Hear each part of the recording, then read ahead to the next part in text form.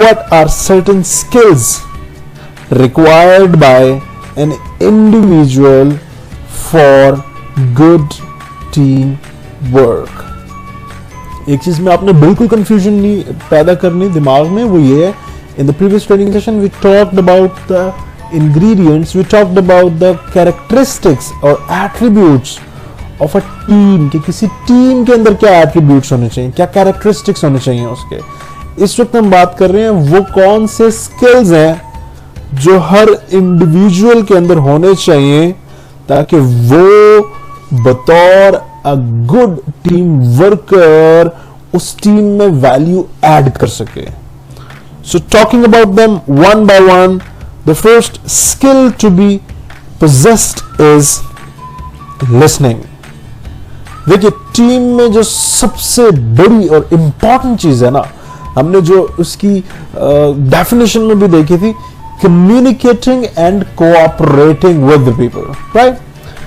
Listening is the most important part of communication because we speak according to what we listen, we respond to what we have understood.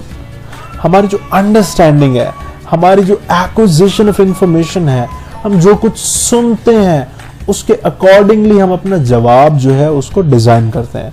अब intra team communication जो है, with in the team जो communication है, उसके लिए important है कि हर शख्स हर दूसरे टीम वर्कर को, टीम मेंबर को प्रॉपरली सुन सके. So you have to be a very good listener. If you become a very good listener, so many problems of communication will be eradicated, will be minused, will be vanished from the team, which may cause some miscommunication, which may cause some doubts, which may cause any such uncertainties that can lead to undesirable results. तो उस communication के process को effective और अच्छा बनाने के लिए पहला स्किल जो आपके पास होना चाहिए, that is listening. B a good listener so that you understand everything well and there is no communication gap created between you and your team. Then the second thing is questioning. You listen something, then you question something. अगर आपकी listening ठीक नहीं होगी तो आप उसके accordingly question नहीं कर सकें. क्वेश्चनिंग क्या है? देखिए, questioning is when you want to acquire some information, when you want to get some information, when you want to know about something, when you question. अब क्वेश्चन करना जो है ना बड़ा आर्ट है. Not everybody can ask good questions, not everybody can customize very good questions. Ask those big journalists who customize their questions so trickily that the respondent feels bound to answer them. और बहुत मुख्तलिफ strategies हैं, मुख्तलिफ तरीके हैं जिसमें आप questions को डिजाइन या क्राफ्ट कर सकते हैं, जो आपने प्रीवियसली अपने जो करियर सपोर्ट ट्रेनिंग है उसमें सीखे और पढ़े भी हैं. A good team member is the one who can question something, who can ask about something, so that he is always clear about the things, so that the process of communication and cooperation and interaction between the team members stays smooth, right?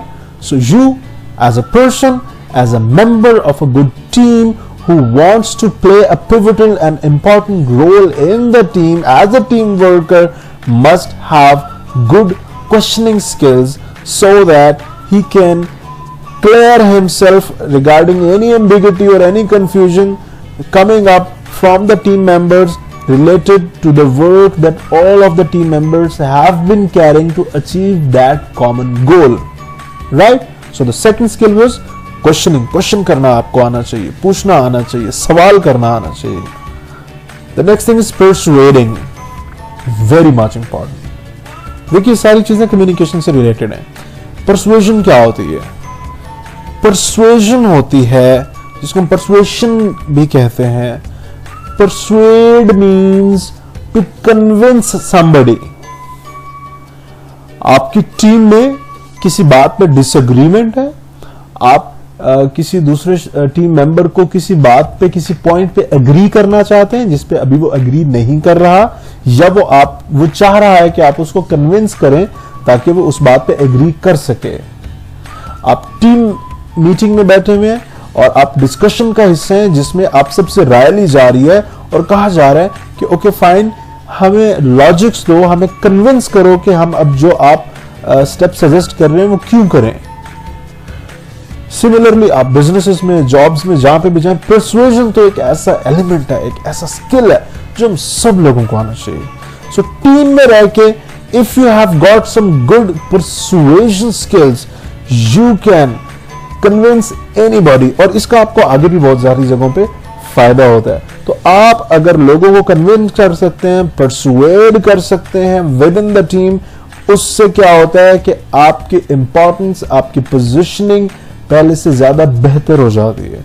So you have to develop another skill and that is कि आप लोगों को उनके point of view से logic और communication का effective इस्तेमाल करते हुए अपने पॉइंट ऑफ व्यू पे एग्री कर सकते हो, जिसमें कोई वायलेंस नहीं है, जिसमें कोई अनड्यू इन्फ्लुएंस नहीं है, जिसमें कोई प्रेशर नहीं है, बट लॉजिक है, जिसमें आपकी बात दूसरा बंदा समझ रहा है and that is making sense, और फिर अपने आप को फील कर रहा है कि is bound to agree to what you are saying. Then comes the next thing and that is helping. Become a good helper, try to facilitate the people, try to help the other people, try to be somebody के जिस पे लोग rely कर सकें। क्यों? क्योंकि वो helpful है दूसरे लोगों के लिए।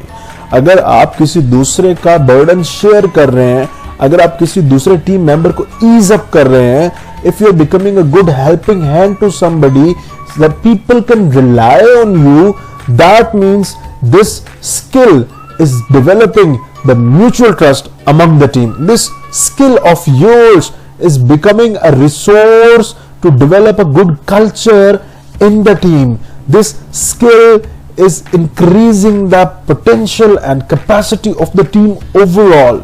तो आप अगर एक helping person हैं, if you have got this skill developed in yourself, the overall performance of the team, the culture of the team, the environment of the teamwork would be becoming more and more conducive and result oriented. So always try to facilitate the people, always try to help the other people, and believe me, everything that you do reciprocates, because if you will be becoming a good helping hand, the other people would be offering their help to you at any time of need. So you have to be a person who has good helping skills, who can help the other persons. Then comes next, that is sharing. Communication बहुत जरूरी है, share करना बहुत जरूरी है। आप लोगों से प्रॉब्लम्स भी शेयर करें, अचीवमेंट्स भी शेयर करें, अपने टीम मेंबर्स से एक्सपीरियंस भी शेयर करें। Say for example, you went through something during a specific job, you share that with the other people so that they must also not fall into the same trap. Similarly, if you do something good, you tell them the ways I did like this, and I found tremendous results, and that is something that produces good results. We all should be doing that. You should be sharing the performance, you should be sharing everything, but not your personal things, because that is a professional place that you are supposed to stay professional with the other people. So sharing doesn't mean कि आप वहां पे जाके उनको कहें कि यार वो जो है वो फलां की बेटी की शादी हो गई और फलां जो है कजन उनका ये हो गया, वो जो फलां चाची हैं उनका जो है वो कोरोना पॉजिटिव आ गया। तो this is not that sharing that we have to talk about. You have to talk about the things related to the profession, the things related to those objectives which has gathered all of us to do something, right? So do share, ताकि team के दरमियान में communication का gap नहीं होना चाहिए, right? So share everything that can help the other people, that counts to be productive information, that counts to be a positive information that can add value to the team, to the team members, to teamwork, and in the course of achievements of those objectives that we all have been working for. Then the next thing is participating. If you become an active participant, देखिए हर जगह पे different culture होता है. Say for example, let's talk about your class. We are going to organize an event, we are going to organize, let's say, any debate competition, we are going to organize any sports festival or anything like that, and I want some volunteers. Now this is the point where so many people would be getting backstep, where so many people would be saying nahi yaar, baad mein kabhi, right? This is something that counts to be a negative behavior when you work in the team. Be a more active participant.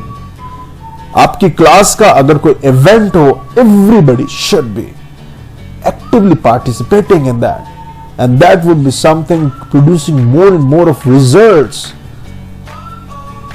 मैं इसकी छोटी सी एक मिसाल देकर इसको clear करना चाहूंगा कि हमने एक टीम बनाई, हमने कहा कि हमने कुकिंग कॉम्पिटिशन्स की है हमारी क्लास में, और उसमें हमने 5-5 लोगों की टीम बनाई है. उसमें से शायद कोई एक स्टूडेंट वो हो चुका है कि okay fine, I am going to cook, the rest may be saying कि okay fine, just do it all these things, and जो भी कॉस्ट आएगी हम आपस में शेयर कर लेंगे. But the other group who is more and more active, they would be participating more and more. कि यार हम कहीं इकट्ठे हो जाते हैं, मिलके पकाएंगे, I will be bringing this, you bring this, you bring this, we'll do this, या फिर हम एक से ज्यादा चीजें बना लेते हैं, let's do this, let's make, देख ले. This is called active participation. So जब भी टीम में काम करना है, you should be an active participant, that everybody should say कि whenever we have to do something, this person is already available to do that. This person is contributing his value. This person is participating to contribute the things required, the results to be achieved. So be an active participant. When compromise बहुत ज़्यादा ज़रूरी है. Team में जब आप काम कर रहे होते हैं, आपको बहुत सी जगह पे लेट गो करना पड़ता है. टीम में जब आप काम कर रहे होते हैं तो आपकी बहुत सी जगह पे अपने आप को बैक स्टेप करके किसी और को आगे खड़ा करना पड़ता है. टीम में जब आप काम कर रहे होते हैं तो आपको बहुत सारे रिजल्ट्स जो कि आपको लगता है आप अकेले के हैं लेकिन टीम के साथ शेयर करने पड़ते हैं. बहुत सारी ऐसी जगह होती हैं जहाँ पे आपको लगता है कि this is something which can not be done or which may not be done, but as a part of professionalism and as a part of courteous behavior and as a part of teamwork, I have to compromise this time, and that is important. So team में जब रहे हैं तो अपने अंदर एक habit build करें कि आप कॉम्प्रोमाइज कर रहे हैं, आप दूसरे लोगों को भी जगह दे रहे हैं, आप दूसरे लोगों के लिए भी कुर्बानी दे रहे हैं. और वो कुर्बानी ऐसी नहीं होनी चाहिए कि जिसको आपको बहुत ज्यादा उनको नुकसान हो, but that can be something that can benefit the other people with in your team, right. उसके बाद ये बेसिकली चंद रेसिपी है, हमने पिछले ट्रेनिंग सेशन में भी इस पे बात की थी, अभी लाइटर नोट पे इस पे बात कर लेते हैं. If you want to have a good team, build trust among the people. जो लोग, जिस पर म्यूचुअल ट्रस्ट की बात की थी, कि जो लोग हैं वो उनके दरमियान अच्छा ट्रस्ट हो. अपनी टीम में ट्रस्ट बिल्ड कीजिए, कोलैबोरेट कीजिए, मिलजुल के काम कीजिए. बीच में किसी किस्म के पर्सनल ग्रजेस को नहीं आना चाहिए, बल्कि आपको रिजल्ट ओरिएंटेड होना चाहिए. Communication should be very much clear. Communication is the most important thing. It should be clear. किसी किस्म का कोई कम्युनिकेशन गैप नहीं होना चाहिए among the team members, teammates. Then respect the relationship in terms of ये नहीं कि क्योंकि वो मेरी खाला का बेटा है तो मुझे उसके साथ तमीज से बात करनी है, बल्कि relationship in terms of hierarchy. If somebody is your senior, you have to be respectful. If somebody is your head, you have to be respectful. If somebody is your group member, you have to be respectful. If somebody is your subordinate, you have to be respectful. Respect and courtesy is something really important that you have to take care of, right? Win-win situation के लिए हमेशा बात कीजिए कि आपको अपनी team में किसी से फाइट नहीं करना है. This is not a rat race. This is not a war going on between all of them. You are not competing each other, but you all are working together to win. तो win win situation बहुत ज्यादा जरूरी है. ऐसा नहीं होना चाहिए कि आप किसी को हरा के अपनी जीत समझते हो, बल्कि टीम वर्क में तो कलेक्टिव एफर्ट्स और कलेक्टिव रिजल्ट्स होते हैं. तो हमेशा विन विन सिचुएशन के ऊपर काम कीजिए. विन विन सिचुएशन होती क्या है? Such a situation in which you are winning and the other person is not losing. You may be sharing the credits, you may be coming up with something जिस पे दोनों parties agree कर रही हैं. There must not be any point of disagreement, जहाँ पे कोई भी पार्टी सफर नहीं कर रही है किसी भी negative result से. So build that aptitude of being a person who practices a win-win aptitude, who creates win-win situations, जिसमें ना आपको नुकसान है ना किसी और को नुकसान है, जिसमें आप लालची नहीं है, जिसमें दोनों पार्टीज किसी ना किसी तरह से बेनिफिट ले रही हैं, राइट? Then इंडिविजुअल डिफरेंसेस को वैल्यू कीजिए। हर शख्स दूसरे शख्स से मुख्तलिफ होता है, हर शख्स का सोचने का तरीका दूसरे शख्स से मुख्तलिफ होता है। हम सबके पर्सपेक्टिव्स हमारे पर्सनल पर्सपेक्टिव्स होते हैं और हम इन पर्सपेक्टिव को रिस्पेक्ट करना चाहिए। अगर हम इन पर्सपेक्टिव्स की रिस्पेक्ट नहीं करेंगे तो कोई शख्स हमारी भी रिस्पेक्ट नहीं करेगा, हमारे उन पर्सपेक्टिव्स की भी रिस्पेक्ट नहीं करेगा। और इंपॉर्टेंट है कि हम अपनी रिस्पेक्ट करवाएं, राइट? तो हमें क्या करना है, हमें इंडिविजुअल डिफरेंसेस को वैल्यू करना है। जहां पर आपके ऊपर या आपकी टीम में एक शख्स एजेड है तो आपने क्या करना है, you have to respect his opinion and become assertive. I really respect, I really value what you say and what you think. According to my personal point of view, this thing is like this, and that's it. ऐसा नहीं है passive हो जाएंगे, okay fine यार ये कह रहा है तो अब इसको मैं क्या कहूँ, बुजुर्ग आदमी है, जबकि गलत है। देखिए, किसी एक शख्स की गलती का खमियाजा पूरी टीम को भुगतना नहीं चाहिए। अगर रिजल्ट में खमियाजा भुगतना पड़ रहा है तो उस वक्त जरूर क्रेडिट या ब्लेम शेयर कीजिए, लेकिन आप कम्युनिकेट जरूर असर्टिवली कीजिए। Then comes next thing, these are the qualities of a good leader. कौन होता है एक अच्छा लीडर? नंबर 1, देखिए एक चीज ध्यान में रखिए, कोई भी लीडर तब तक लीडर नहीं होता जब तक वो एक अच्छा टीम वर्कर ना हो।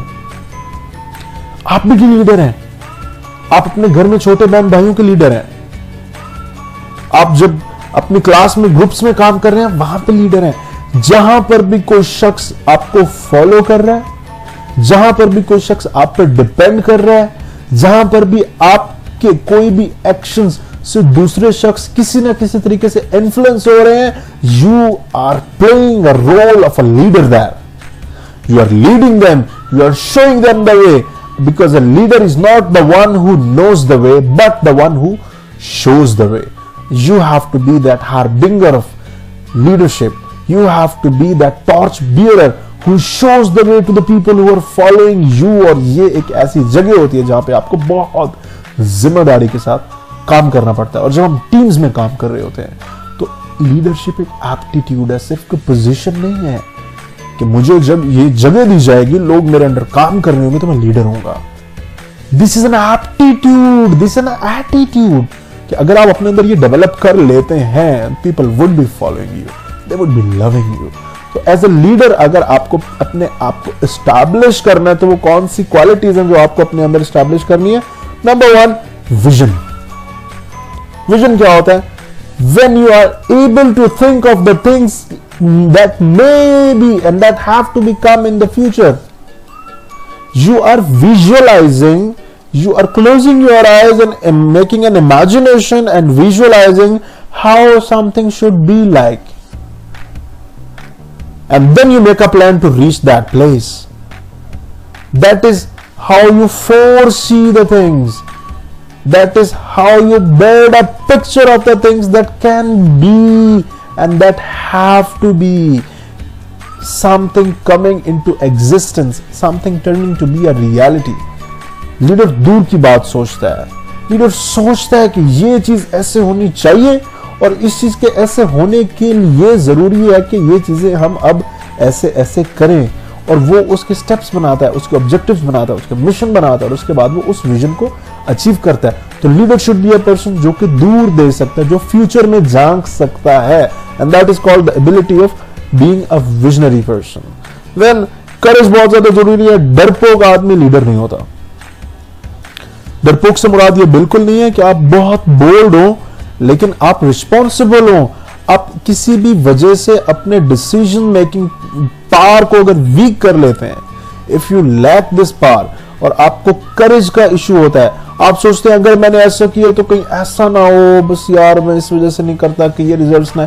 You have to have the nerves of steel, because आपका करेज, आपका हौसला, आपकी पावर आपको लीडर बनाती है।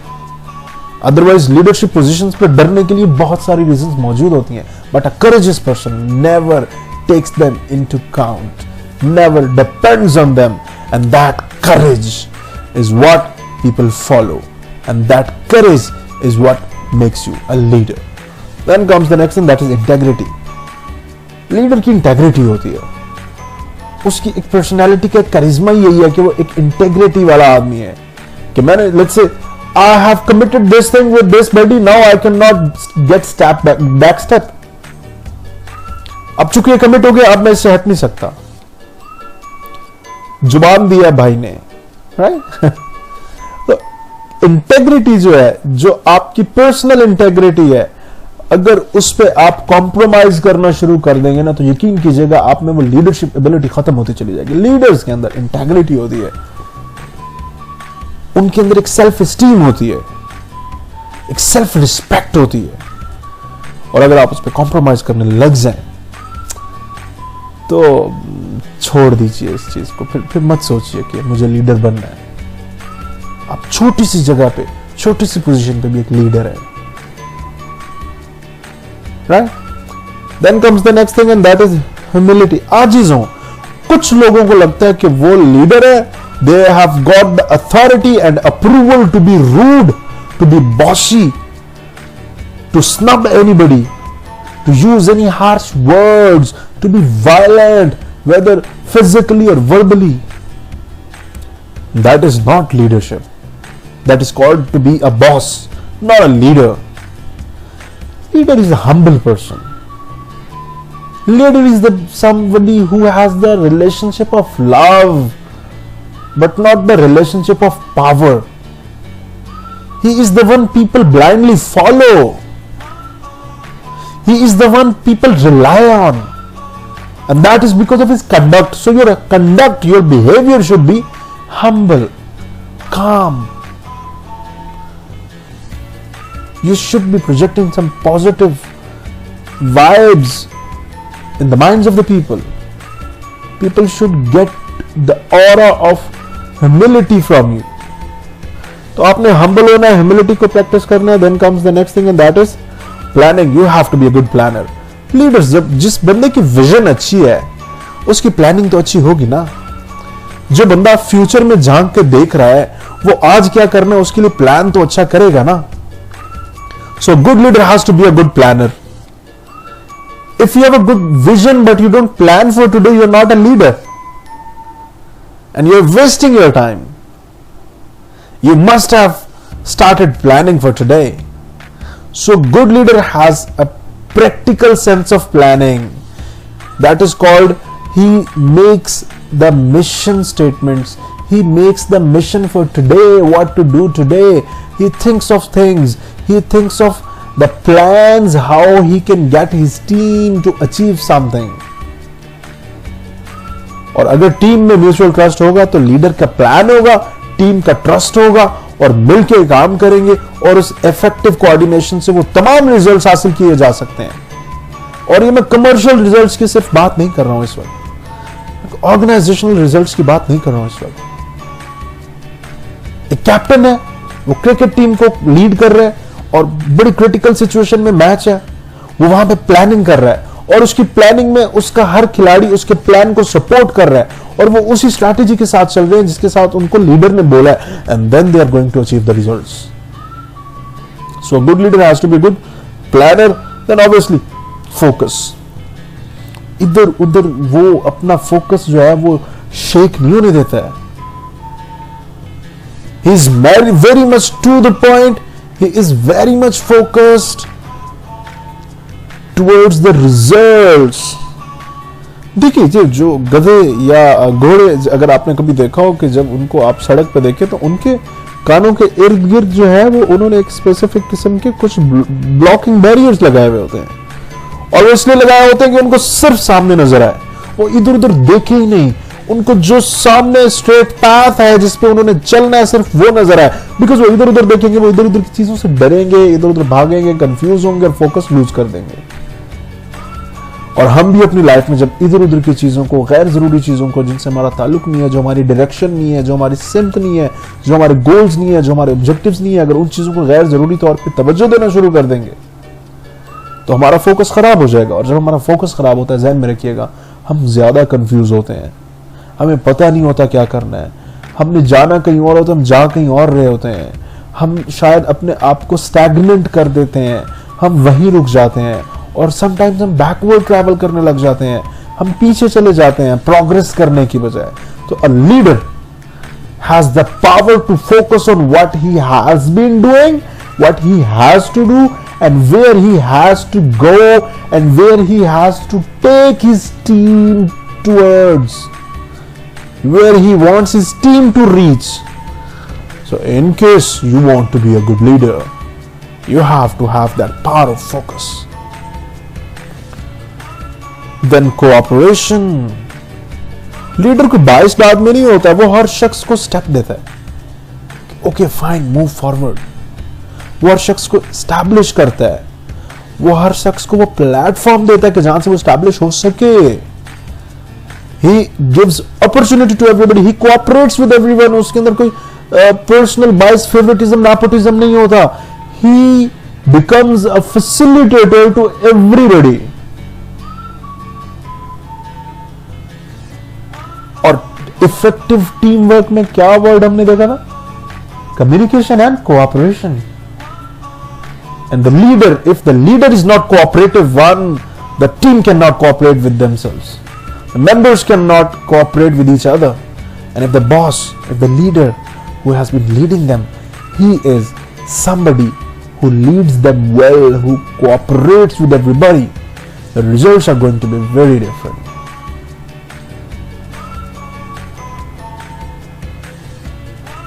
This is all about today's training session. We would be completing a few of the contents that have been left behind from this training session, from the topic teamwork and leadership. We will be covering that in the training session that is left behind. और आप लोग अपने assignments को timely जमा करवाइए. These are very much essential and pivotal, and they are going to play a very important role in your evaluation and assessments in this semester. So be very much careful in the course of submission of them.